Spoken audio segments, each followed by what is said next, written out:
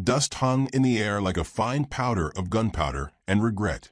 Jesse McCall's boots hit the dry-packed dirt of Elkhorn with the heavy thud of a man who wasn't planning on staying long.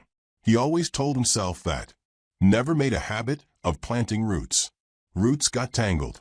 Tangled roots got pulled, bled. He tipped his hat low against the afternoon sun, eyes narrowing under its blaze, and scanned the crooked row of buildings that made up this godforsaken town. The place stank of heat, sweat, and whiskey. Two men argued over a busted wagon axle, and a dog scratched itself outside a saloon that looked more like a coffin with windows. Jesse's horse, Dusty, named more for temperament than color, snorted as if sharing his opinion. He dismounted, tied the reins to a hitching post that looked ready to snap in half, and stepped into the saloon-brothel hybrid with the kind of slow, deliberate stride that made people look up and shut their mouths. It wasn't fear. Not yet. Just the kind of pause that comes when a man walks like he's done things he doesn't want to speak of. The place was dim, smoky, and filled with the stale scent of spilled beer and lost dignity. Piano music clanged in the background, out of tune, out of time. A few girls leaned on tables, wearing more rouge than clothing. One of them looked up, recognized the cut of Jesse's coat, and quickly looked away. He made his way to the bar. The barkeep was a round-bellied man with a mustache so greasy it could fry eggs. Jesse tapped the counter with 2 fingers. "Whiskey. Clean glass if that's not too ambitious." The barkeep chuckled like gravel in a boot. "Ain't had ambition in years, stranger."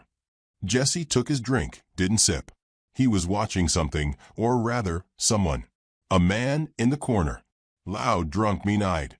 Slapping the table for another round and snapping his fingers at a girl who winced each time. She was no older than 19, maybe 20 if you squinted. Her lip was split. Her wrist bore a bruise.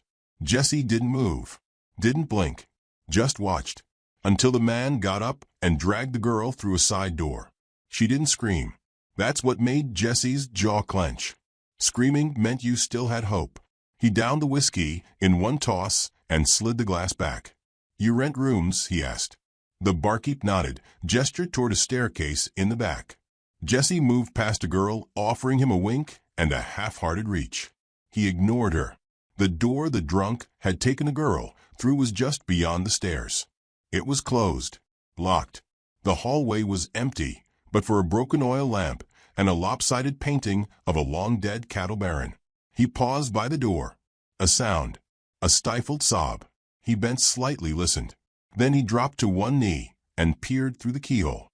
One eye met his on the other side. Wide, glassy, full of sheer and hollow terror.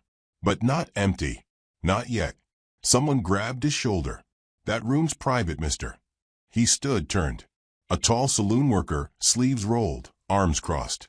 His nose was bent like it had been broken sideways and never corrected. "Private for who?" "Man paid for an hour. Ain't no law says he can't enjoy what he bought." Jesse's hand went to his belt, not the pistol, not yet. Just rested there. Calm. Intent. "She ain't merchandise." The man sneered. "You new to these parts?" "Just passing through." "Then keep passing." Another sound behind the door. Not a sob this time. A thump. Then silence. Jesse drew his gun, caught the hammer with a click that cut the tension like a blade. "Either you move, or I carve the door around you." The man backed away, palms up. "Ain't worth dying for." Jesse kicked the door open. The girl was tied to the bedpost, wrists red and raw, her dress torn at the shoulder. The drunk was turning toward Jesse, mid-curse. He never finished it. The butt of Jesse's revolver cracked across his jaw. The man crumpled like spoiled meat. Jesse stepped inside, eyes on the girl. She flinched as he moved. "I ain't here to hurt you," he said softly. "What's your name?" She shook her head, tears streaking down dirt-covered cheeks. "I need a name, sweetheart." "Abby," she whispered. "Abigail Lane." He nodded. "Abby, I'm getting you out of here." "You can't," she whispered. "They'll come for me." "That a reason to stay?" "I'm a bounty," she said. "My own father. He sold me off to pay a debt. Put my name on a bounty board. Said I stole from him. Lied. All of it. But he's a known man, and folks believed known men over girls and bruises. Jessie cut the ropes from her wrists. Then we ride. They didn't make it to the back exit before the saloon erupted. Voices yelled. Footsteps thundered. Someone fired a shot that splintered the doorframe just beside Jesse's head. He shoved Abby behind a crate and fired 2 shots in return.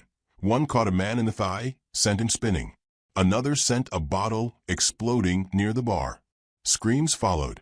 Out the back, he shouted. They dashed through the kitchen, past a screaming cook, and burst into the back alley. Jesse's horse was tied loosely to the post, already stomping in agitation. Abby hesitated. Go, he barked, hoisting her up into the saddle. She struggled but made it. Jesse swung up behind her, took the reins, and dug in his heels. They tore down the main road, past stunned townsfolk, and men fumbling for guns they weren't quick enough to draw. Dust clouded behind them like a storm. No one gave chase, yet. But Jesse knew it was coming. They rode until the sun touched the edge of the world. Jesse finally slowed, pulled them off the trail into a copse of twisted mesquite trees and yucca. He set up a cold camp. No fire, no scent, no light. Just darkness, crickets, and the sound of a girl trying not to cry. She sat wrapped in his duster, hands trembling. I got no place to go, she said finally. Jesse leaned against a log, eyes scanning the distance. Ain't asking for a destination, just asking you to keep breathing. They'll track me. Bounty hunters. They don't care if it's true or not. Just care what it pays. I've known their kind, Jesse said. Worse than bandits. They wear legal smiles and kill under the pretense of order. Why'd you help me? He didn't answer right away. Then, saw your eyes through that door. Seen that look before. On my sister, before she put a gun to her chest, and never saw the next sunrise. Couldn't walk away again. Abby looked at him, the firelight of a man's soul glinting in the dark. Are you really a marshal? Was, he said. Long time ago. Before the badge meant less than a coin purse. She looked down. You saved me. That makes you more than most men wearing a star these days. A moment passed between them. Not soft, not romantic. Just understanding. Wounded souls recognizing each other. She curled up on the cold ground. Jesse stayed awake, watching the horizon. Sometime around midnight, a low rumble reached his ears. Distant hooves. Not many. 3, maybe 4 riders. Heading the way they came. They're already on us, he muttered. Abby stirred, blinking at him. We can't outrun all of them. No. But we don't need to outrun them, Jesse said, eyes narrowing. Just need to outlast them. He turned to her, voice low. If they catch you, they won't take you in breathing. That bounty's got kill permission in the fine print, doesn't it? Abby nodded. Dead or alive. Dead pays faster. Then we don't give him the chance. He checked his revolver, then his backup Derringer. Loaded, oiled, ready. Abby looked up at him, the faintest flicker of defiance in her voice. You should have left me. Jesse gave a rare, humorless smile. I don't take kindly to regret. And you don't strike me as someone meant to die whimpering. He handed her a small knife. She took it with shaking fingers, but her grip was tighter than it had been earlier. The night pressed in. Somewhere in the dark, the bounty hunters fanned out, closing in. Jesse shifted in the dirt, steadying his breath, listening. This wasn't just about saving a girl anymore. This was about cleaning the rust off his soul with gunpowder and grit. And if he had to bleed for it, so be it. The wind howled through the trees. Abby looked at Jesse and whispered, They won't stop. No, he said. But neither will we. In the distance, a twig snapped. A shadow moved. The first shot hadn't yet been fired, but war was coming. And Jesse McCall wasn't riding away this time. Not without finishing what he started. Not without making them all pay for the look he saw in Abigail Lane's eyes. Jesse stirred the embers of the small fire with the butt of his knife, the red glow casting flickering shadows across Abby's face. She sat across from him, legs drawn to her chest, his duster still draped around her narrow shoulders like armor made of someone else's memories. The night air bit with desert chill, sharp against the sweat they'd ridden in on. Neither had said much since they'd escaped Elkhorn. Now, silence was heavier than any bullet. She broke it first. "You ever kill a man before tonight?" Jesse looked up, slow. "Too many to count. Some deserved it. Some. I still wonder." Abby nodded like she understood more than she should. Her eyes were older than her years. Girls forced to survive men's games aged fast. "You said earlier you had a sister?" He gave a small nod, jaw tight. "She was sweet. Sang songs to sick horses and made soup thick enough to stop a bullet. But our father, he wasn't kind. When he drank, he stopped. Looked into the flames. Let's just say, when she got old enough, she ran. Never found her. Just got a letter years later. Said she'd made it out west. Said she forgave him. Said she hoped I could too." "You ever try?" He exhaled slowly. "No, not even once." They sat like that, two people tethered by different scars stitched with the same thread. "Where were you headed before you found me?" she asked. "Didn't have a destination. Just west. One town at a time. Put enough dust behind you, maybe your ghost stopped following it." "You think that works?" "No. But it's something to do." She smiled faintly. "I wanted to go to San Francisco once. I heard the air smells like salt and the wind doesn't scream." "That's so. I was going to be a school teacher. Thought maybe if I taught other girls how to read, maybe they'd know better than to trust men who smile too easily." He watched her carefully. "You can still be that." She shook her head. "Not with a price on me." The fire cracked as we gave in. Jesse leaned back, eyes on the stars. "Tell me about the bounty," he said. She looked down, brushing a strand of hair behind her ear. Her wrists were still red where the ropes had bitten. "My father's name is Walter Lane. Used to own a few mines near Deadwood. Drank most of the profits. Gambled the rest. When that ran out, he found a way to make me useful. Sold me to a man named Harlan-Teg. Said it was a marriage arrangement. Truth was, Teg was one of his creditors, and I was just another chip on the table." Jesse's face darkened. "When I ran," Abby continued, "he made up a story. Said I stole from him. Jewelry, silver, a ledger. Even forged my name on a bounty warrant. It's legal enough to be dangerous. Dead or alive." "That's how they're playing it," Jesse said. She nodded. "Men like Reaver don't care about truth. Just weight in gold." He stirred the fire again, though it didn't need it. "I've seen men like him. He'll track us until one of us is dead. But I ain't planning on it being you." She stared at him. "Why me?" "What? Why'd you help me? Really? You don't even know me." Jesse thought about it. "Maybe because I do." She frowned. "You looked at me through that door like you'd already died, but your body hadn't gotten the message yet. I've seen that look in mirrors. Some people are worth saving, even if they don't believe it." A sound cracked from the darkness, branches breaking under weight. Jesse stood instantly, hand on his revolver.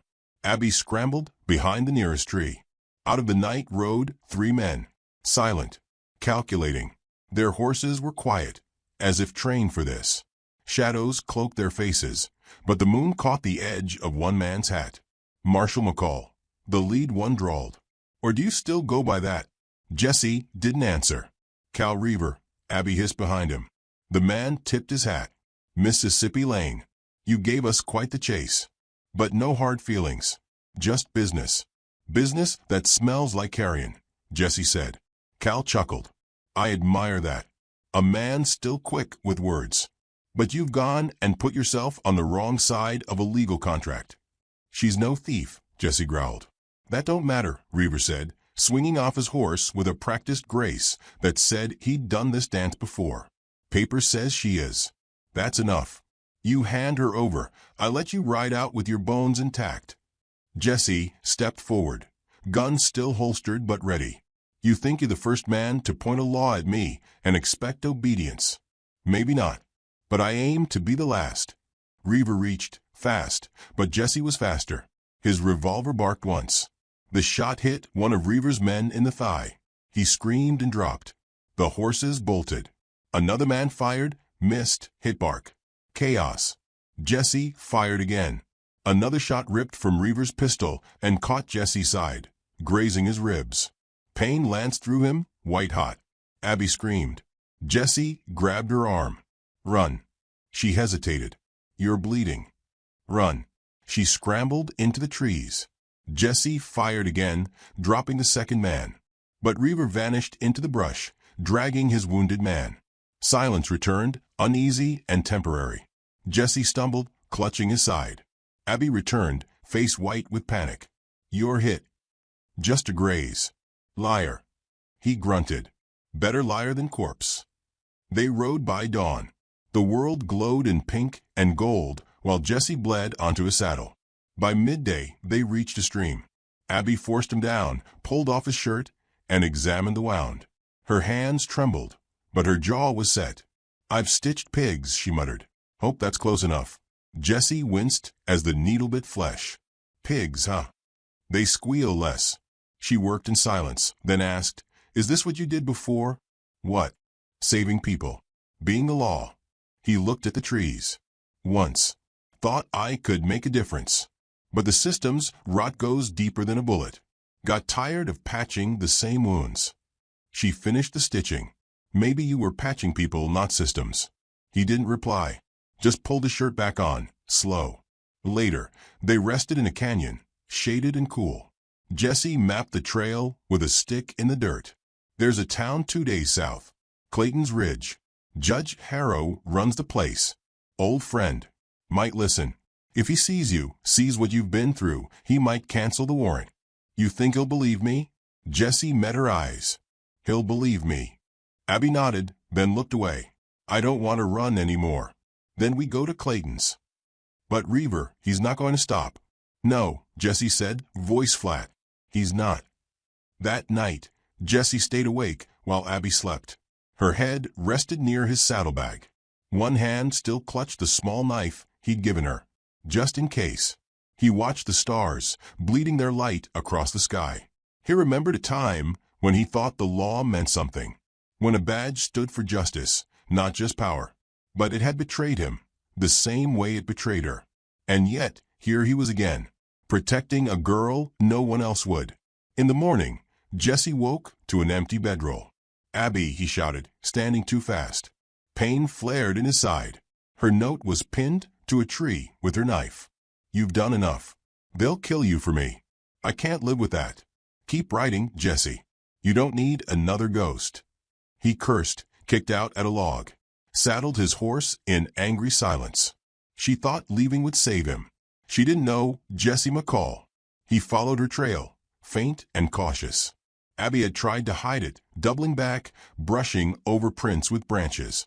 Clever, but not clever enough. He found her by evening, caught in a dry ravine, surrounded. Reaver had her cornered. 3 men now, guns drawn.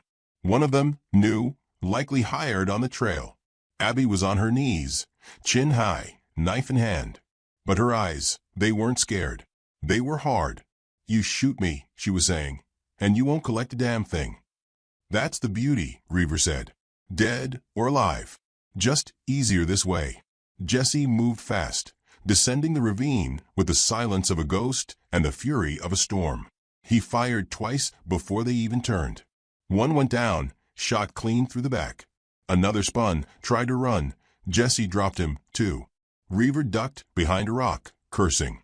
Marshal, he shouted. You keep this up, you're gonna be the outlaw. Then I'll wear it better than most of you wear a badge, Jesse growled. Reaver leaned out to fire. Abby threw her knife. It struck his hand, made him drop his gun. He screamed, grabbing his wrist. Jesse was on him in seconds. They fought hand to hand. Fists cracked, blood spilled. Reaver fought dirty, eye gouges, knees, spitting curses. But Jesse had something else. Purpose. He slammed Reaver's head against the rock and didn't stop until the man stilled. Then silence. Abby crawled forward, trembling. Jesse helped her up. You came. I always do, he muttered, breathing hard. She looked at him, wide-eyed. You didn't have to. Yes, I did. He bound Reaver's hands. He'd live for now. They made camp with shaking limbs, bruises rising like old ghosts. Abby sat close, closer than before. You said Clayton's Ridge, right? Yeah. You think we'll make it? Jesse watched the fire crackle. If we don't, he said, we'll make sure someone hears our story anyway. And for the first time, Abby smiled. Not wide, but real. Abby rode in silence, her fingers curled tight around the worn reins of Jesse's second horse, her shoulders tense beneath the faded shawl he'd draped over her. The world stretched endlessly ahead, red dust, bone-dry scrubland, a sun that beat down like judgment. Jesse rode beside her, slower than usual, stiff in the saddle from his healing wound. His hat was pulled low, jaw set, scanning the horizon with the eyes of a man who knew that death often came wrapped in daylight. She glanced at him now and then, noting the tightness in his grip, the grim way he kept one hand near his revolver even when they stopped to water the horses. It wasn't fear, not exactly. Jesse didn't fear many things, but there was a tension in him, a storm gathering behind his ribs, something unresolved. They hadn't spoken much since the canyon ambush. They didn't need to. Words were luxuries when survival clung to your boots like dried blood. By midday, they'd reached a burned-out trading post. Nothing but a stone fireplace and a half-fallen roof remained. Jesse led the horses into the shade and dropped down with a grunt, stretching out on a piece of broken wood. Abby followed, sitting nearby, her hands resting in her lap. I don't understand it, she said softly. He looked over. What's that? You could have left me. Twice now. 3, if we count the brothel. You had every reason to. So why? He looked at the sky for a long time before answering. Because every time I think I've stopped caring, I find someone I can't walk away from. Doesn't mean I like it. She studied him. You act like a ghost with boots on. Most days I feel like one. There was a long pause. A hawk circled high above them, coasting on heat. I want to be more than someone running, she said. I'm tired of feeling like I don't exist unless someone's hurting me or trying to own me. Jesse looked at her, his voice low. You're not the only one trying to come back from being buried. They rode on into the late afternoon, winding through jagged rocks and narrow passes. Jesse knew the terrain, knew how ambushes worked, how traps were laid. He watched every shadow like it had teeth. They stopped at a dry creek bed, and while Abby checked the canteens, Jesse stared off toward the hills. Something was wrong. The wind was still, too still. The birds had gone silent. Abby, he said, voice clipped. Get low. She didn't hesitate. She dropped, crawled behind a boulder, just as a shot cracked across the canyon. The bullet missed Jesse by inches, punching a puff of dust into the rock behind him. He dove sideways, rolled, drew his revolver. 3 men emerged from the cliffs above, rifles raised. Reaver's men. Back for more, Jesse muttered, already firing. The fight was brutal and quick. Abby fired Jesse's backup pistol from cover, her hands shaking but steady enough to drive one of the men into hiding. Jesse dropped another with a shot through the thigh, crippling, not fatal. The third man, a thin, rat-faced killer, rushed Jesse from behind with a knife. Jesse twisted, caught the blade on his left arm, and slammed the butt of his revolver into the man's temple. He dropped, unconscious. Panting, Jesse leaned against a rock, blood soaking through the makeshift bandage on his arm. Abby crawled toward him, eyes wide. You're bleeding again. Yeah, well, he grunted. I didn't expect company. You okay? I'm alive. Good enough for now. She helped him tie a new bandage around his arm with steady hands. He didn't say a word as she worked. Her hands weren't shaking anymore. I'm getting used to the smell of blood, she muttered. Don't, he said. Don't let that be something you carry with pride. I'm not proud. Just tired of pretending I can't fight. He looked at her, really looked at her, and saw it. The change. The girl who'd been locked in that room was gone. In her place sat a young woman shaped by survival and sorrow. Still scared, yes, but no longer willing to be hunted like game. Reaver's desperate, Jesse said, shifting to sit upright, sending in riders ahead of him. He wants us worn down before the final play. What do? We ride through the night. Get to Clayton's Ridge. Harrow's our best chance at ending this. Abby nodded. Then let's ride. They left the canyon behind, racing against the sun, the wind stinging their faces as dusk bled into dark. Coyotes howled in the distance, long and mournful. Jesse's breath grew shorter. The pain in his side flared hotter with each gallop. Abby noticed. "You're pushing too hard. I've had worse." She didn't argue, just pressed her heels into the horse and took the lead. By dawn, they saw the town, Clayton's Ridge, nestled in a shallow valley with one church steeple and 24 rooftops glowing gold in the morning light. They reached it by mid-morning. Jesse barely made it off his horse. Abby caught him before he hit the ground. An older man with a silver beard and dark coat emerged from the sheriff's office. He paused, took one look at Jesse, and ran over. "McCall." Jesse groaned. "Still breathing, Harrow." "Barely."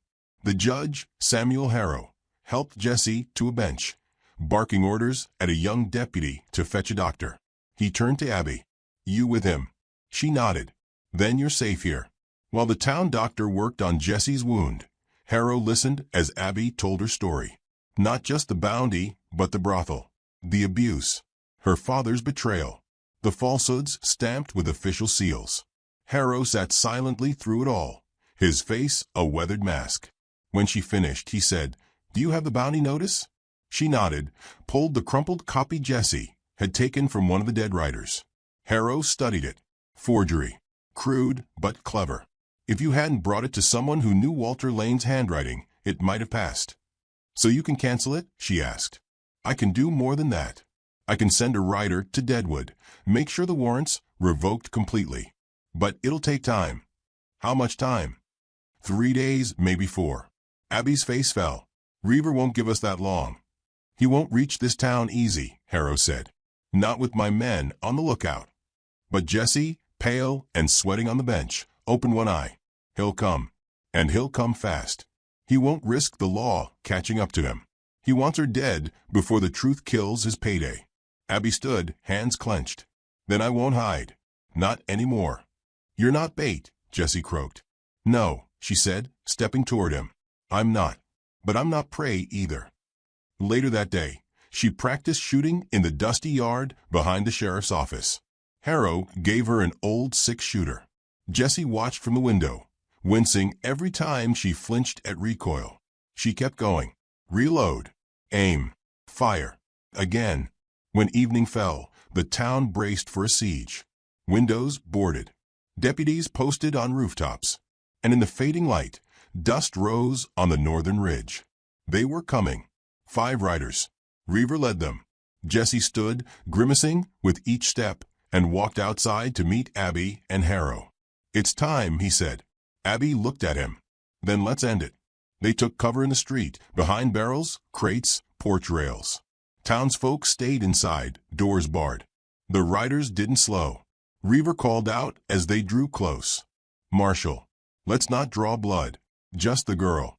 Jesse's voice rang out. "She ain't yours. She never was. Last chance, McCall." Jesse drew his revolver. Reaver snarled. "So be it." Gunfire exploded across the street. Jesse moved like a man possessed. Pain forgotten, instincts sharp. He dropped one rider with a chest shot. Harrow took another from the rooftop. Abby, shaking, breathing hard, raised her gun. Reaver charged, screaming. She fired. Missed. Reaver's shot tore into her shoulder.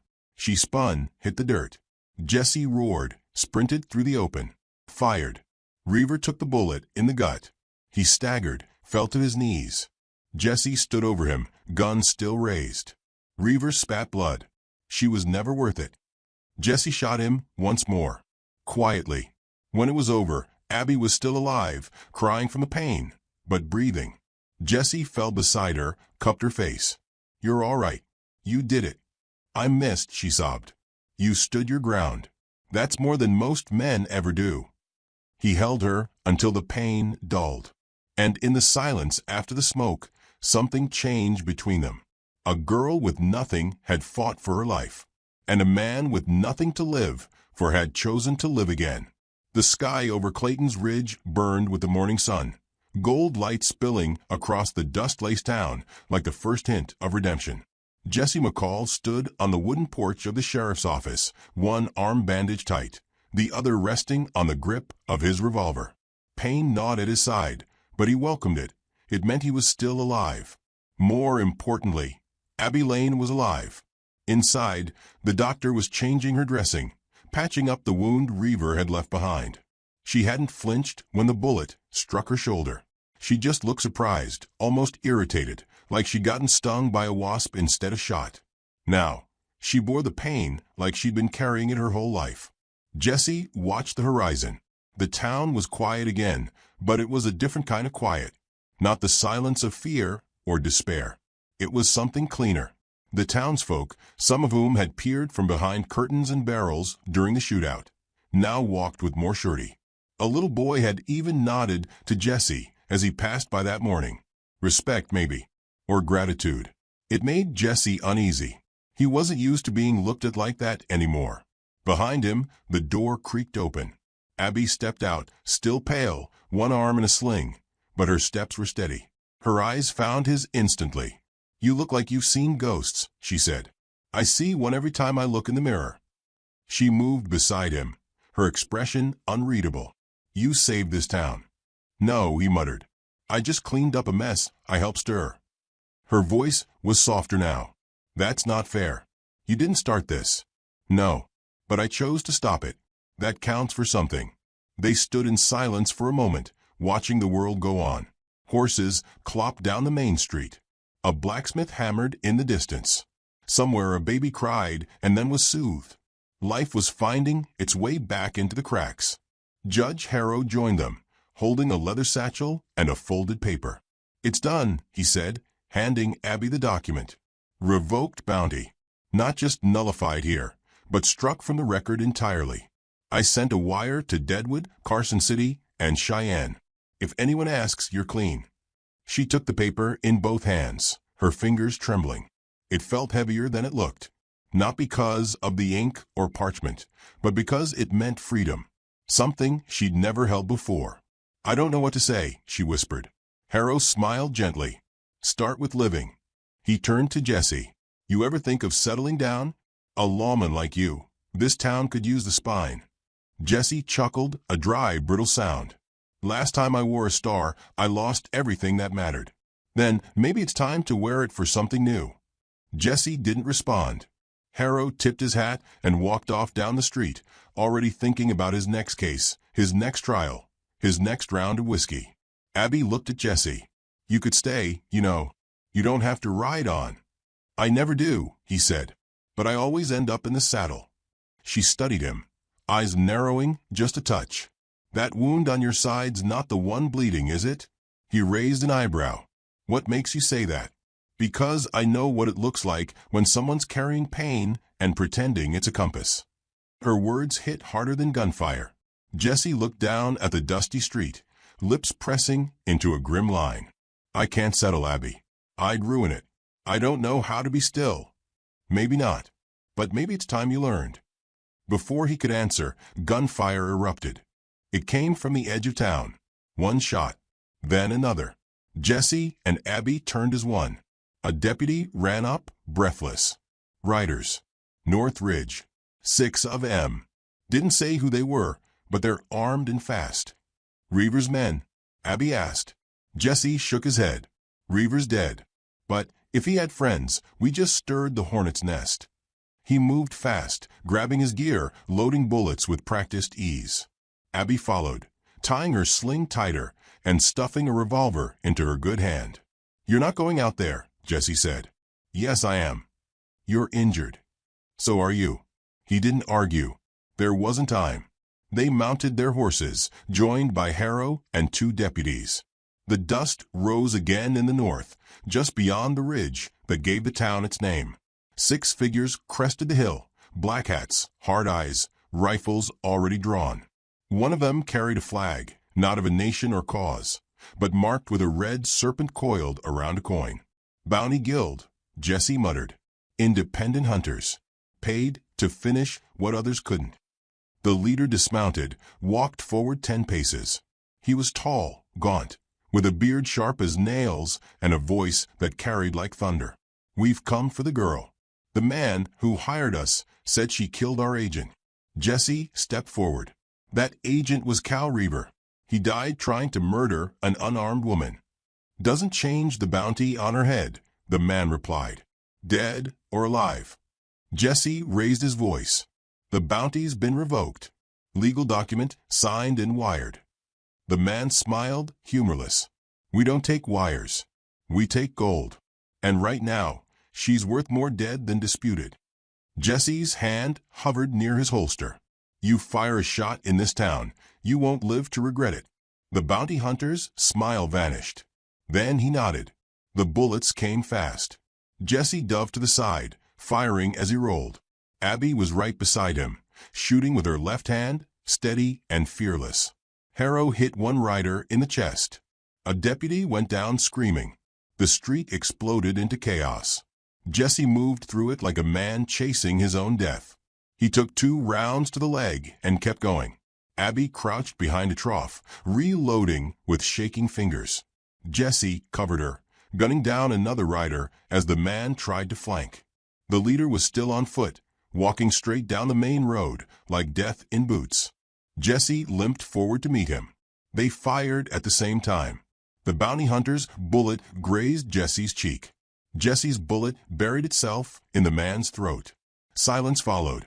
The last rider turned tail and galloped into the horizon. Jesse dropped to one knee, breathing hard. Blood soaked his leg and side. Abby ran to him, kneeling beside him in the dirt. You idiot, she said, tears threatening. You're safe, he murmured. You're half dead. Half's still better than none. He smiled, blood on his lips. They patched him up again, this time with real supplies and less panic. The sun dipped low, painting the sky in purples and oranges. That evening, the townsfolk came out with food and thanks, some leaving fresh bread or bandages by the door, others just offering nods of respect. The boy from before handed Jesse a carved wooden star. My pa says you're what a marshal's supposed to be. Jesse turned the star over in his fingers, felt the weight of it.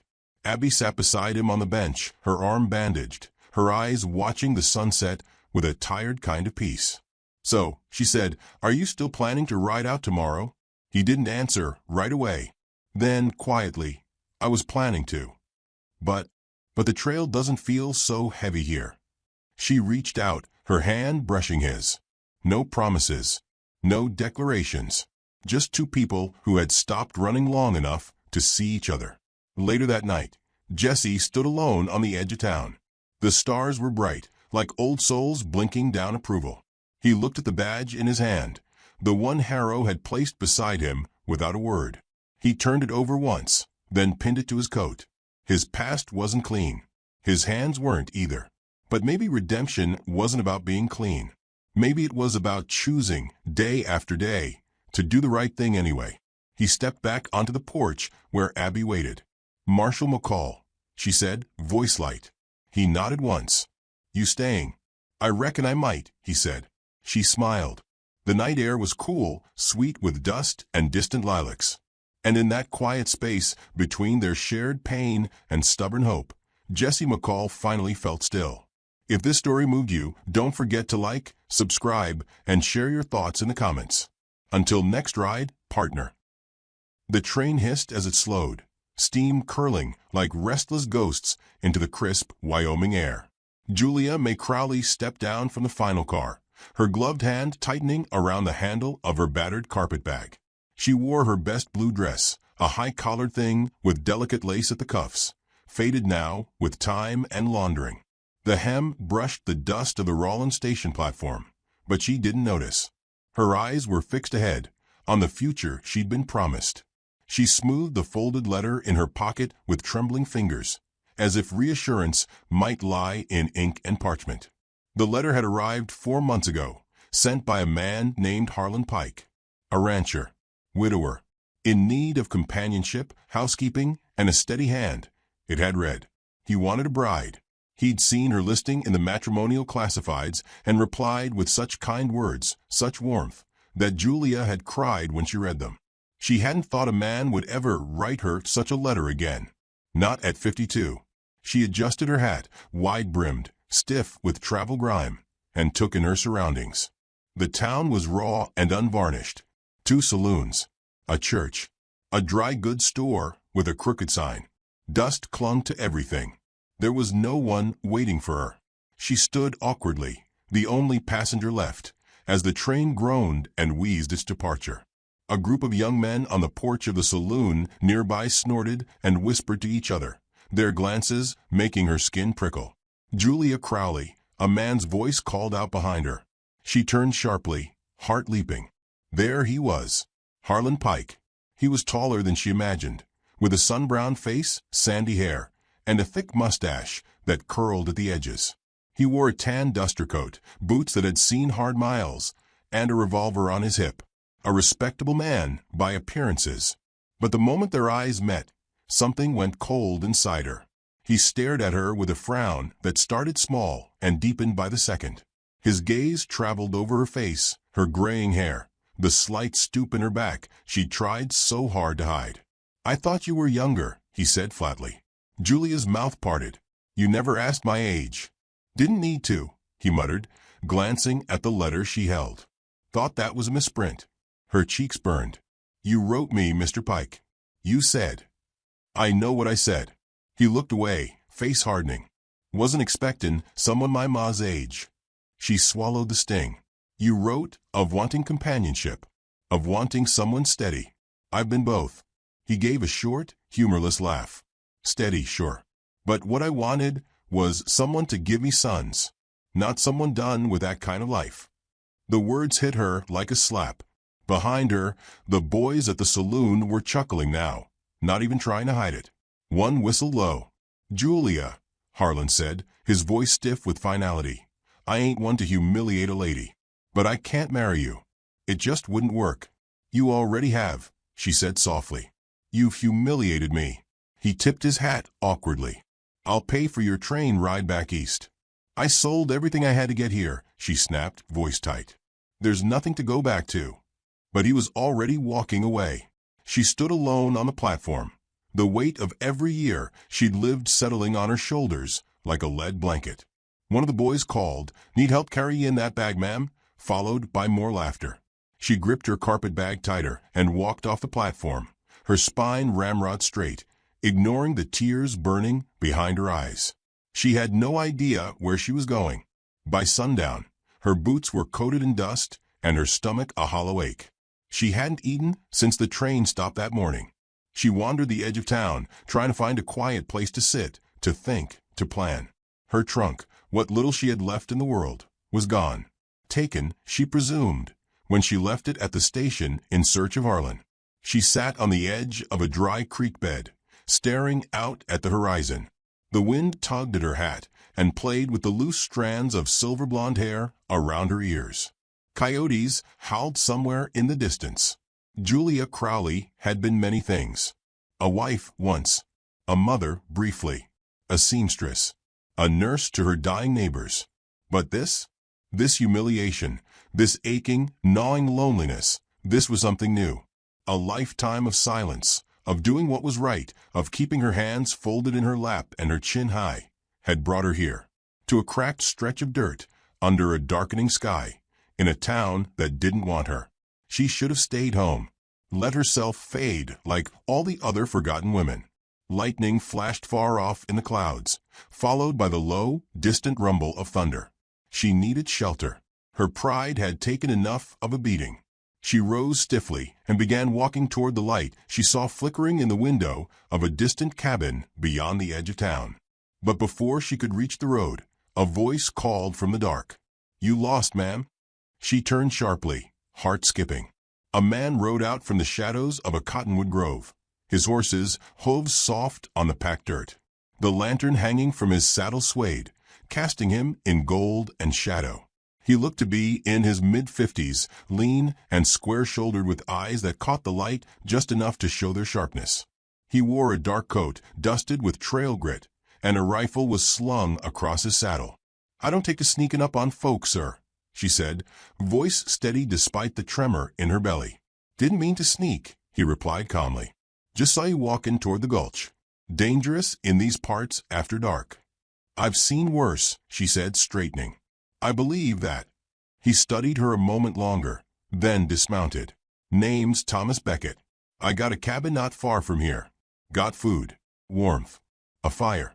You look like you could use all three. She hesitated. I don't expect anything, he added, sensing her pause. Just a place to dry off. This storm's gonna break soon. She glanced skyward. The clouds churned like boiling ink. The wind had turned bitter. And truth be told, she didn't have the strength to argue with the offer. I suppose, she said, finally. Thank you, Mr. Beckett. He nodded and offered her his hand to mount up behind him. She hesitated again, but then placed her hand in his, the contact unexpectedly warm. The ride was silent, save for the wind and the rhythmic thump of hooves. His cabin appeared just as the first fat drops of rain began to fall, a modest structure of rough timber and stone, light glowing through oiled windows.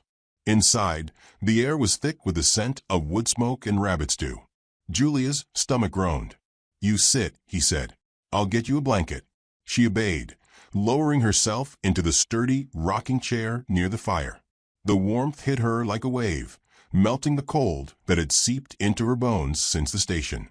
Thomas handed her a mug of coffee. There's a quilt on the bed if you want it. She sipped slowly, the bitter heat clearing the fog in her chest. You're not from here, he said. No, she answered. I was meant to be. But the man changed his mind. He didn't ask why. I'm 52, she added. In case you were wondering. I wasn't. That silenced her. I'm sorry you were treated poorly, he said. There's too many fools out here think a woman stops mat-herring after 40. Julia smiled faintly. Some thought I stopped mattering at 30. He pulled off his coat, hung it by the fire. My wife passed 5 years ago. Fever. Since then, just me and the work. I know something of that kind of silence. He looked at her then, really looked at her, and nodded. Outside, thunder cracked. Rain hammered the roof. Inside, two strangers sat by firelight, stitched together by loneliness and the fragile thread of dignity. Julia leaned back in the chair and exhaled. She hadn't found what she came for, but someone had found her.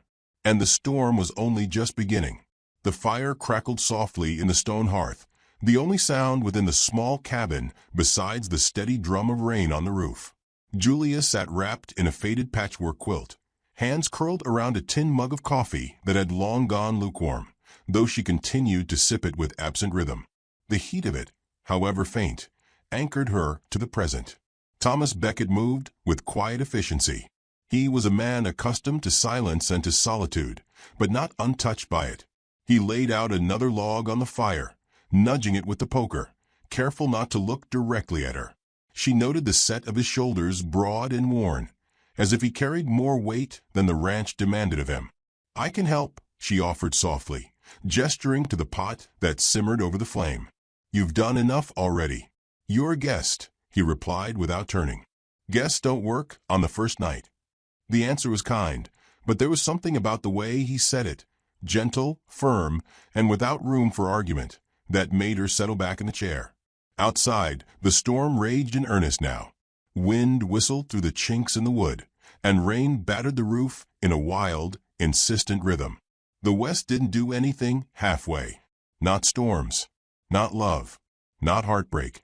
Thomas returned with 2 bowls, ladling out stew that smelled of rabbit, potatoes, and sage. She accepted hers with a nod of thanks and took the first bite, surprised by the richness. Hunger sharpened the taste. She hadn't realized how empty she'd felt until now. They ate in silence for a few moments, the kind of silence that felt earned rather than awkward. It hung between them like a shared blanket, tattered in places, but warm. You were married, she said finally, not a question, but a statement. Yes, he replied. 10 years. Hannah died of fever. She was strong. A rancher's daughter. Smarter than me. What happened? The doctor said it was the lungs. Came on sudden. Took her quicker than I could fight it. Julia nodded. I lost a child. Years ago. A boy. 2 summers old. He took sick, and the world never seemed the same after. Their eyes met, and something passed between them, understanding not of circumstance, but of ache, the kind that lives in the marrow. I'm sorry, he said. I am too, she replied. Outside, the storm rolled on, relentless. Thomas reached over and placed another log on the fire, his hand steady despite the tremble in the wind outside. "You got folks back east?" "No," she said. "My sister passed last winter. My brother. Well, he was kind until he needed something. Then he wasn't. There's no one left." She took another bite of stew. "Except me. You came a long way for a man who didn't have the decency to stand by his word." "I thought I had a second chance," she said quietly. "I thought maybe someone might see me." "I see you," he said without pause. The words weren't romantic, not quite. But they were honest. She stared into the flames, the flickers of gold and orange dancing like memories she couldn't quite pin down. Her hands ached from a cold, though the warmth of the stew had begun to ease the stiffness. Still, the ache in her chest remained, the ache of being judged unworthy, of having her hope weighed and found wanting. Thomas stood and began to clear the dishes. Julia rose to help, and this time he didn't stop her. Together, they moved with the quiet rhythm of two people used to doing everything alone and surprised by how natural it felt to do something beside another. As she dried the bowls, her eyes scanned the cabin. It was small but well kept. Tools were hung neatly on the far wall. A rifle rested above the door. A single bed was tucked into the corner, the quilt pulled taut, a trunk at the foot of it. There were no photographs, no trinkets, just the bare essentials and the man who kept them running. "You're not much for clutter," she noted. "Never had the luxury of it," he replied with a wry smile. That smile tugged at something inside her. He wasn't handsome in the way she remembered young men being, but he had a face shaped by wind, sun, and hard choices. And there was kindness there. Kindness she hadn't seen in years. After the dishes were done, he poured her another cup of coffee and nodded toward the rocking chair. "You'll sleep better by the fire." "And you?" she asked. "I've got another blanket. Floor's not so bad." "You'll ruin your back." "It's already ruined." She smiled at that, and he gave her a nod, as if pleased to have earned it. The storm began to ease, its fury dwindling to scattered taps and distant rumbles. The air inside the cabin grew thicker with comfort. Thomas pulled out the spare blanket from the trunk and rolled it out near the fire. Julia watched him, unsure of what to say or do. There was no roadmap for moments like these. No etiquette for two broken people sharing warmth after a day that tried to break them. "Why didn't you remarry?" she asked gently. He stared into the fire for a moment before answering. "I couldn't find a reason strong enough to try again. Until tonight, maybe." Her breath caught, not from flattery, but from the simple weight of his words. "Thomas, I don't mean to startle you," he said quickly, turning to face her. "I just mean sometimes you see a person and know they've walked through fire. And they didn't burn. They just learned how to carry the heat." She didn't know what to say to that. But she didn't need to. He hadn't spoken it to impress her. He'd spoken it because it was true. The wind moaned once more through the cracks in the wood, softer now. The storm had spent itself. But Julia hadn't. She leaned back in the chair and pulled the quilt tight around her shoulders. The fire cast shadows on the walls that danced like ghosts freed from their tether. And somewhere deep inside her, a flicker of warmth, of possibility, began to glow. "You'll stay a few days," he said softly, already more statement than question. "I've got nowhere else," she replied, just as soft. "Then this is where you are." She nodded and closed her eyes, not in sleep, but in rest, for the first time in days. A knock shattered the quiet. Julia flinched, straightening. Thomas was on his feet in a second, rifle in hand.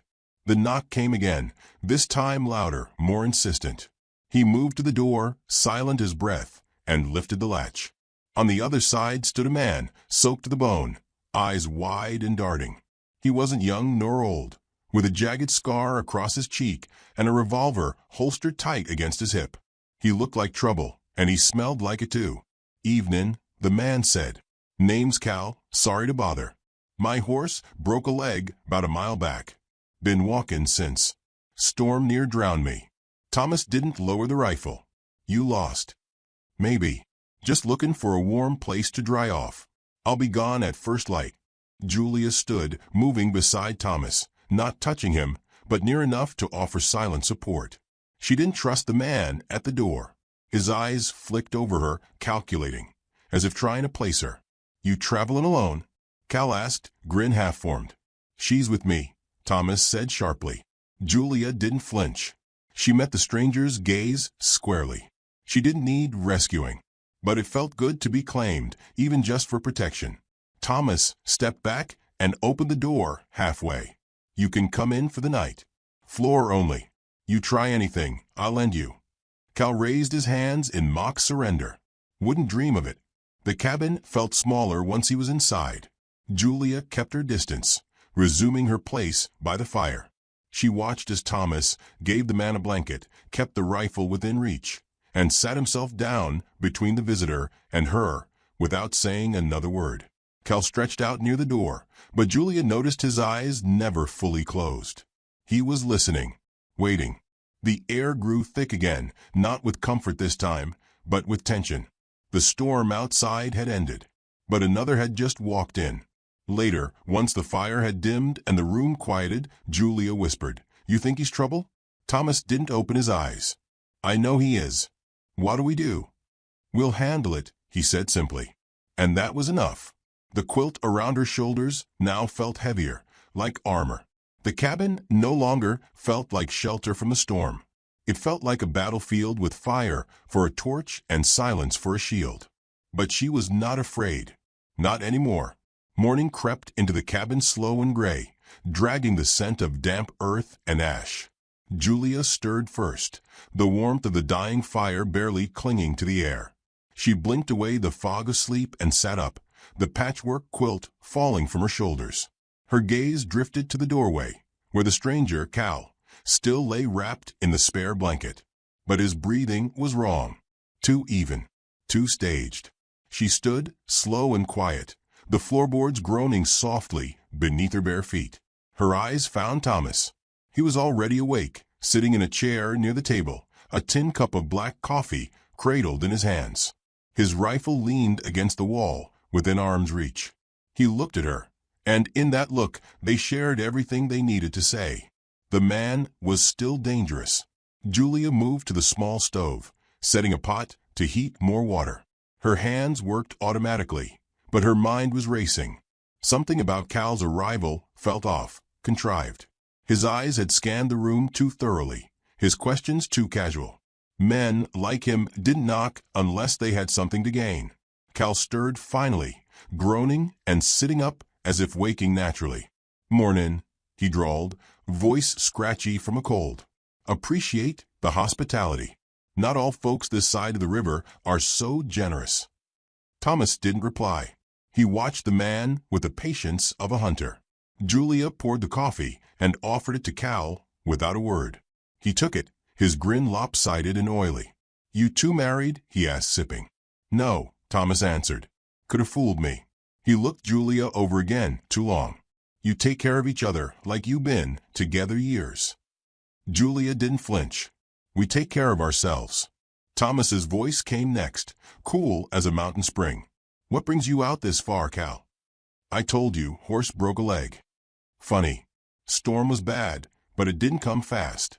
Only a fool would ride into it knowing there's no cover for miles." Cal set his cup down, slow and deliberate. "You calling me a fool?" Thomas didn't blink. "Just wondering why a man with no pack, no saddlebag, and a clean shirt is limping into cabins looking for shelter." The room grew still. Even the wind outside seemed to pause. Cal's grin didn't fade, but it tightened. "You got a hell of a suspicious mind, Beckett. Experience teaches it." Julia moved slightly, positioning herself between the stove and the cabinet where Thomas kept his sidearm. She didn't know what would happen, but her body was already preparing for it. The stiffness in her back vanished. Her fingers curled, ready to act. "I got no quarrel with you," Cal said. "Just needed a place to ride out the night. I'll be on my way soon as I've eaten." Thomas stood, slow and deliberate, and poured himself more coffee. "You're not riding anywhere. You said your horse broke a leg." Cal's smile faltered. Thomas added, "There's no fresh tracks outside. No sign of a horse." Julia watched as Cal's fingers edged toward the blanket beside him. She took a half step toward the cabinet. Then it happened. Cal lunged, not for the coffee, not for the door, but for Thomas's rifle. But Thomas had expected it. He grabbed the butt of the gun just before Cal's hand closed around the barrel.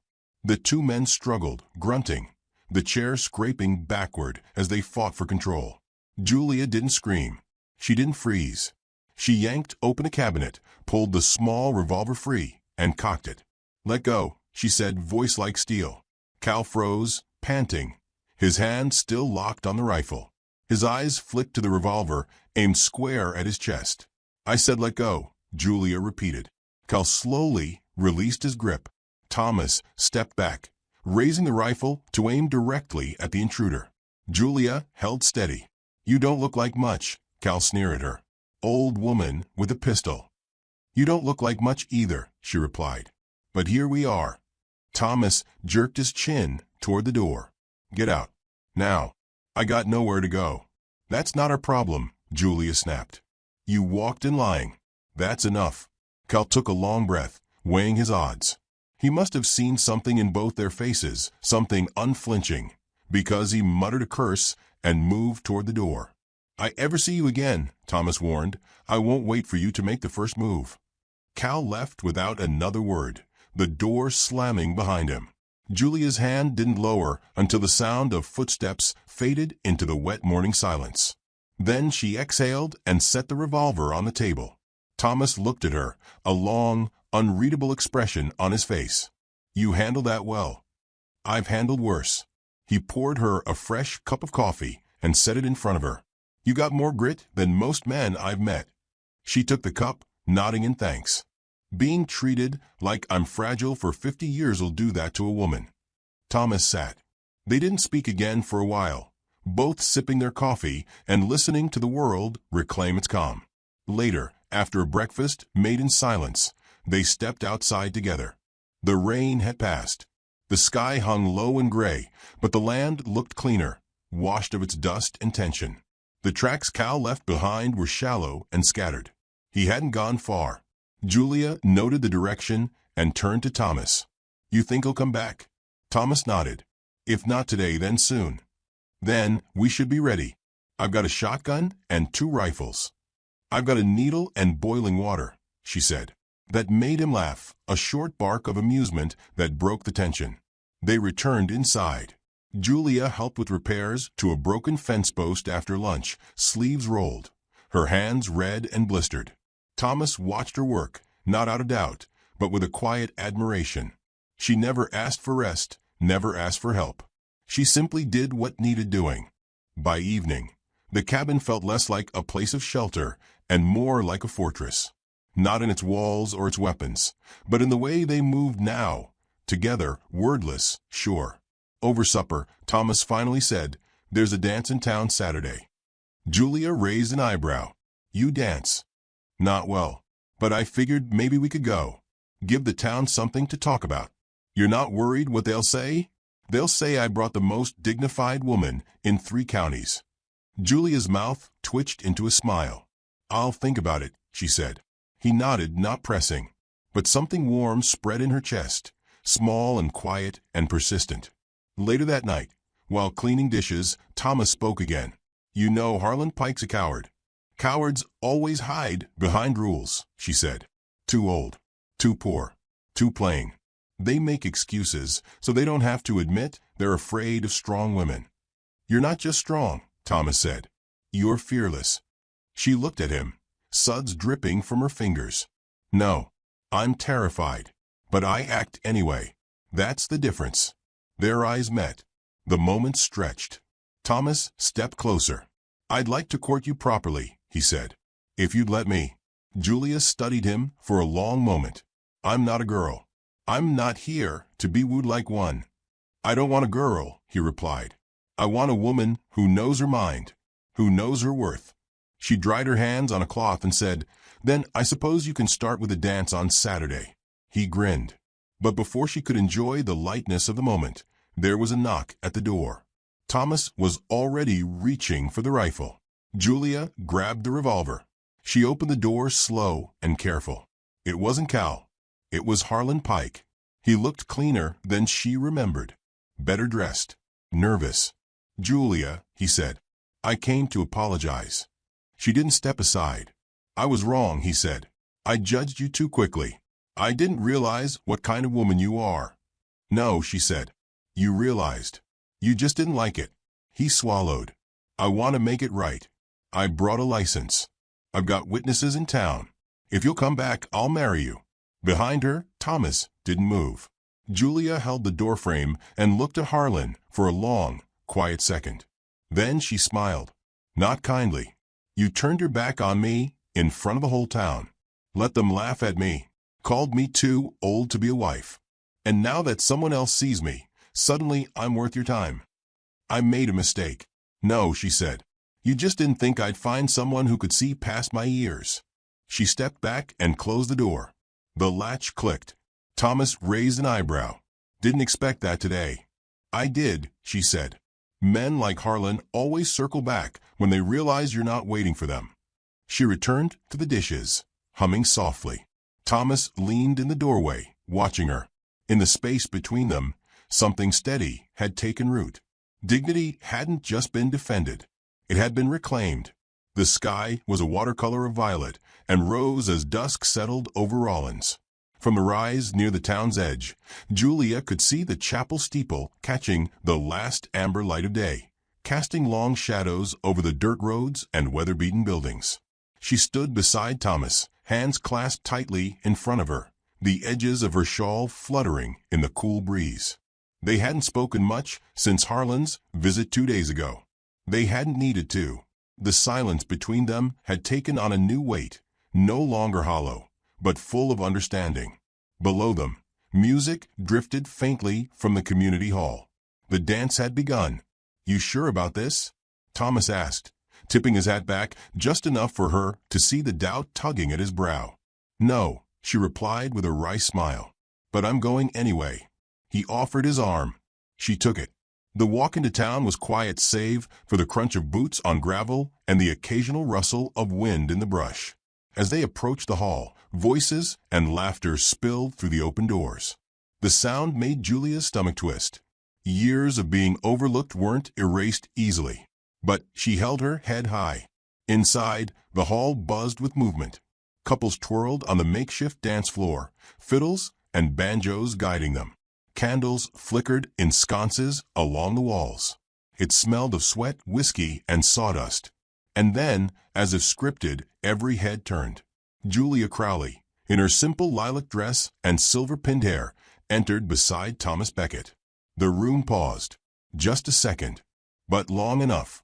She could feel it in her chest, the same heat of humiliation she'd felt on that train platform. But this time, she didn't shrink. She met their gazes one by one, and none of them could hold hers for long. Thomas nodded politely to those he recognized and led her through the crowd. Whispers followed them like dust-trailing boots. But they didn't matter. "Dance with me," he said. She hesitated. "I haven't in years." "Neither have I." "We'll be terrible." She chuckled despite herself. "You're persistent." "I see you, Julia. And I won't stop." She took his hand. The first few steps were awkward, clumsy feet and offbeat turns. But laughter came easy, and soon the rhythm returned. Maybe not to their bodies, but to their hearts. She was warm from the inside out. They danced again, then again, and slowly the stares faded. The whispers dulled. People turned back to their own lives. Some even smiled. Julia left the floor breathless. She hadn't smiled like this in years. Her cheeks ached, and her heart thrummed with something wild and free. She stepped out to the porch, letting the night air cool her. The stars were beginning to peek through the indigo canvas above. She leaned against a post and closed her eyes. A voice broke the stillness. "You really chose him?" Her eyes snapped open. Harlan stood just beyond the lantern's reach, arms crossed, eyes narrowed in disbelief. "I didn't choose him," she said. "He chose me, as I am." Without apology, he stepped forward. "I came back. I tried to make it right." "You came back because you saw someone else wanted me," she replied. "Not because you did." His jaw clenched. "You embarrassed me in front of the whole town." And you humiliated me in front of strangers, she said, stepping forward. The difference is I recovered. He shook his head. He's old. He's got nothing. I've got land. A house. I could have given you more. No, she said, voice like steel. You would have taken more. My pride. My fire. My soul. All for the illusion of a name on paper. You're making a mistake, he hissed. Julia stepped into the light, eyes flashing. No, I made the mistake of ever thinking your letter meant anything. Behind her, the door creaked open. Thomas appeared, face unreadable but body tense. Everything all right? He asked. Julia didn't break her stare with Harlan. Just settling old business. Harlan turned to Thomas. You think this is over? You think people are just going to forget she's twice the age of the girls you could have had? I didn't want a girl, Thomas said, voice low. I wanted a woman who wouldn't run when things got hard. Harlan scoffed. You'll regret it. Julia's voice cut through the tension. Leave. He looked at her, something cruel behind his eyes. Then, too quick to stop, he moved. A flash of steel gleamed in the lantern light as Harlan lunged. Thomas stepped in front of her just as the blade arced. Julia screamed and reached for the revolver at her waist. Thomas had insisted she carry it tonight, just in case. But before her fingers even closed around the handle, Thomas slammed his fist into Harlan's face. The blade clattered to the porch. Harlan stumbled backward, bleeding from the nose, stunned. Thomas didn't speak. He didn't need to. He aimed the revolver, eyes dark and unshaking. Pick that up, he said, and it'll be the last thing you touch. Harlan staggered, looked between them, and then, realizing he had no power left here, turned and fled into the night. Silence returned to the porch. Inside, the music played on, oblivious. Julia let out a shaky breath. Her hands trembled. Thomas turned to her. Are you hurt? She shook her head. Just angry. He stepped closer, touched her face gently. You were magnificent. She laughed, a single breath that turned into something softer. I'm sorry he ruined the dance. He didn't ruin anything, Thomas said. He proved something. What's that? That your worth has never depended on the approval of men like him. The words landed somewhere deep, where years of silence and sorrow had buried parts of her. And they unearthed something shining. I was afraid, she said. Afraid no one would ever see me again. I saw you the moment I found you standing in the rain, he replied. A woman who came all this way for love, and didn't break when it failed her. He reached into his coat pocket and pulled out something small. A velvet ribbon, frayed at the edges. This was my wife's, he said. She tied it around her wrist every day after we married. When she passed, I kept it, thinking maybe I'd never give it to another woman. Julia stared at it. Her breath caught. I want you to have it, he said. She took the ribbon, fingers reverent. Thomas wasn't asking for her past. He was offering her a future. I'm not what most men want, she whispered. I'm not most men, he said. And you're everything I didn't know I needed. Her voice wavered. This is real. He took her hand and pressed it over his chest. Do you feel that? It's yours. She leaned into him then, forehead to his, letting the quiet settle like dust after a storm. A new life didn't always begin with trumpets and parades. Sometimes it began on a porch lit by lanterns, with the past finally behind you and a man willing to fight beside you instead of ahead of you. Later that night, as they walked home under a field of stars, Julia thought of everything she had feared, being too old, too late, too forgotten. And she smiled. She hadn't been too old. She'd just been waiting for a man who saw her. So if you've ever felt discarded, forgotten, or overlooked, remember this. Some stories don't bloom until late spring, but they bloom brighter for it. If this story moved you, don't forget to like, subscribe, and share your thoughts in the comments. And never forget, there's no expiration date on love.